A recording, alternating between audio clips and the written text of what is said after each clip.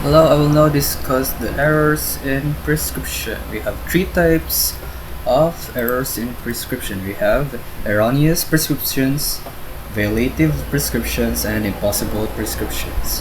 First is erroneous prescriptions, where the brand name precedes the generic name, where the generic name is the one in parentheses, where the brand name is not in parentheses, and where more than one drug product is prescribed on one prescription form.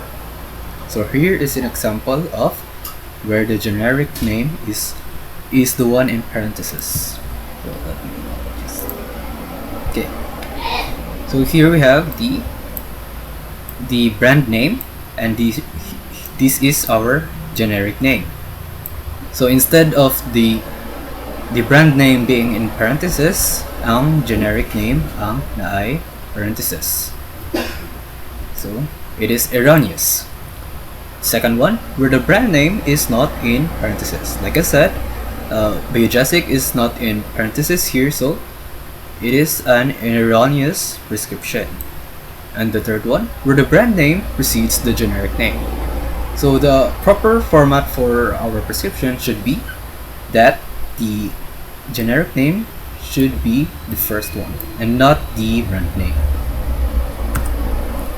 Another example is where the brand name is not in parentheses. So the brand name is not in parentheses. It should have a parenthesis. Another example is where more than one drug product is prescribed on one prescription form. So the physician did here is he or she drew a line and prescribed two medications or drugs. So this is an example of erroneous prescription. So now let's proceed with the second type of error in prescription, which is the violative prescriptions. It is where generic name is not written, where the generic name is not legible, and the brand name which is legible is written. When the brand name is indicated and instructions added, such as the phrase "no substitution," which tend to obstruct, hinder, or prevent proper generic dispensing. So here is an example of violative prescription where the generic name is not written. So only the brand name is written here. So this is violative. Another example is where the generic name is not legible and a brand name which is legible is written. So it can also be vice versa. So generic name is not legible. Okay, so we cannot read this one. I can only read A and anol. So we cannot read this. So this is not legible. However, for the brand name, we can read this. So Norvasc. This is Norvasc.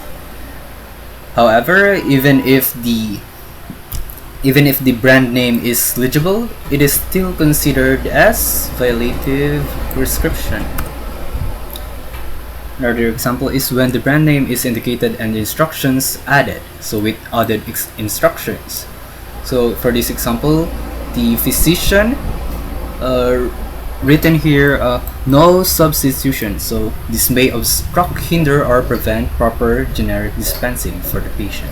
So this is a violative prescription.